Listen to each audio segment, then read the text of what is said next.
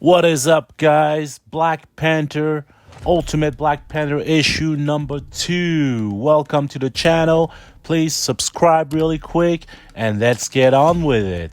Now, basically, guys, this is the review for the Ultimate Black Panther. I just want to say right off the bat that this is the T'Challa that we've been waiting for. This is exactly what the Black Panther should be all about. It's about a guy that's willing to die for his country. He's willing to do whatever. I'll be honest with you, the previous Black Panther run by Ta-Nehisi Coates, I read like the first 5 issues, and I just wasn't into it, man. It was like so political, and it was so much talk. It was so much, narrative, and he lost me. I really didn't like it, but this one, I mean, the action is there, the art is there. Like I said, this is the T'Challa that we've been waiting for. All right, let's get on with the review here. The writer is Bryan Hill, the artist Stefano Caselli. Now, a little background from the previous issue here. A diabolical genius known as the Maker created his ideal Earth by systematically preventing anyone from ever becoming a superhero. To rule his perfect Earth, he placed supervillains in charge of different regions, and together, the Maker's Council quietly orchestrated the history of the world. Among them are Ra and Khonshu, collectively known as Moon Knights, who oversees Africa, all but the impenetrable, isolated kingdom of Wakanda. Recently, Ra and Khonshu began a campaign of violence across the continent, staring dissent in Wakanda over whether to fight back. King T'Challa refused to strike in the name of protecting his kingdom from war. Thought his sister Shuri believed they have a moral responsibility to defend the innocent and vulnerable. But when T'Challa's father was publicly assassinated in the name of Moon Knight, the decision was made. And the issues start with T'Challa in the bed with his wife, Okoye. And, he's remorseful that his father died, He kind of blames it on himself. And Okoye is like, why are you doing what you're doing right now? You're imprisoning your people. You're searching all over Wakanda for your enemies. You're conducting interrogations. And, our people cannot even grieve your father with our trust, and it's affecting the community. And then he's like, among our people are servants of our enemies. I am doing what must be done to protect us. So, basically he's paranoid. He's trying everything he can to find the bad guys.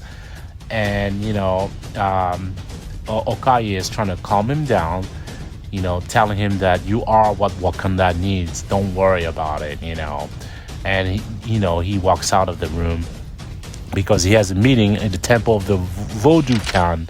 Now, the Voodoo Khan is a person that basically could kind of predict the future, could kind of see it. And T'Challa is sitting there with him. And what the Voodoo Khan is telling him is that he's going to meet a woman of light. Fate is going to intertwine between you and her, a bond made during war, and she will give you an heir, which means, she's going to give you a baby, T'Challa. And he's all like, Queen Okoye, right? She's going to give me my heir. She's the one for me. And Voodoo he's asking, she's close to you. She is your light, right? He's like, T'Challa says, she is my sanity. Now, the Voodoo is basically rejecting what he's saying. He's saying to T'Challa, destiny cares little for what we want, my king.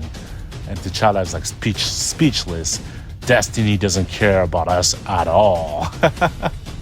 Which is hilarious right there, because it's so true. You're not destined for, anything really. Destiny doesn't care. Whatever is going to happen is going to happen. Now, outside of the perimeter of Wakanda, there's a war going on.